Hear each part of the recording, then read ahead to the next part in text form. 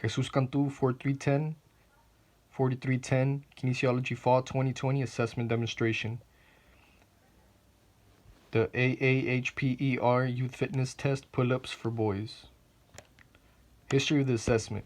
The AAHPER Youth Fitness Test, the first U.S. national fitness test, was published 50 years ago. The seminal work of Krause and Hirschland influenced the fitness world and continues to do so today.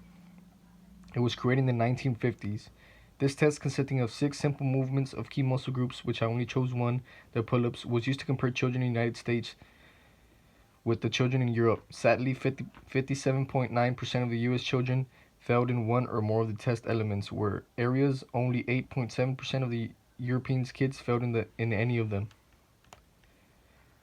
Rationale and purpose of the assessment. There is no denying that kids today are heavier than the kids in the past. But how do the overall fitness levels of children today compare to those of the past generations? As a greater number of young people and their parents seek personalized exercise programming, it is becoming essential that personal fitness trainers have the knowledge and skill to accurately assess fitness levels in children. Why do we need youth fitness tests? Kids Fitness Test provides a wealth of information for trainers. With the objective data collected from these assessments, you can identify young clients' strengths and weaknesses and set realistic, attainable goals.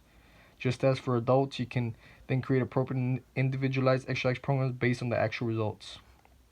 Youth fitness assessments also serve to determine the level of risk prior to exercise participation, while providing baseline and follow-up data to evaluate progress throughout kids' exercise programs.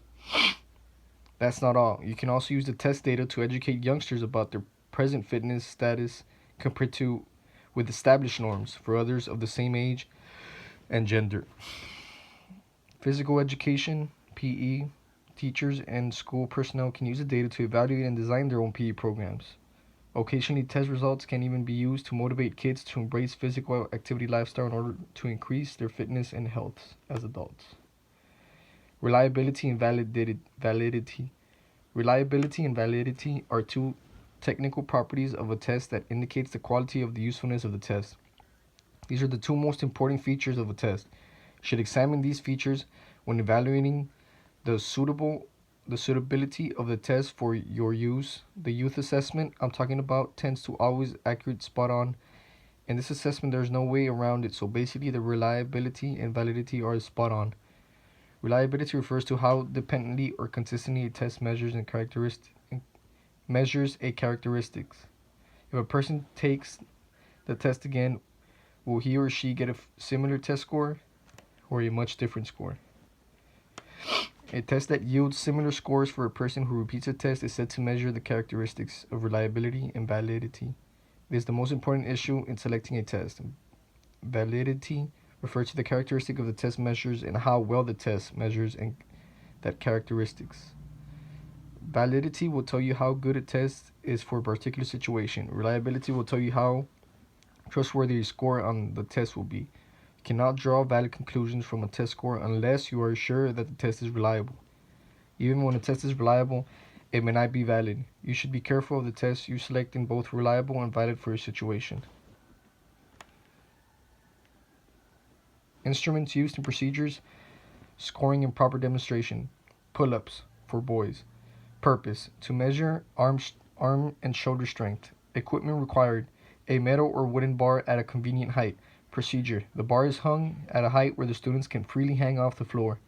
With the overhand grip, the student should raise his body until his chin is over the bar and lower it again and starting position with his arms fully extended. Swinging, knee bend, or snapping your way is not allowed. Scoring 1 point is scored each time the student completes a pull-up. Part scores do not count and now record the results.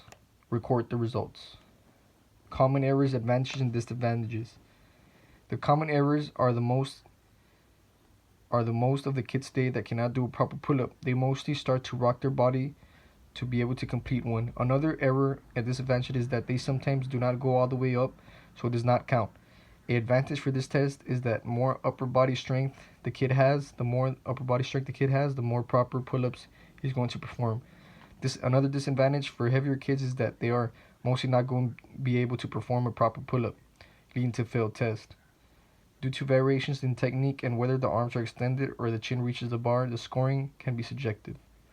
Therefore, it is difficult to standardize the results. For those with poor upper body strength, no pull-up may be achieved for such groups. An alternative test of upper body strength may be appropriate, such as hanging.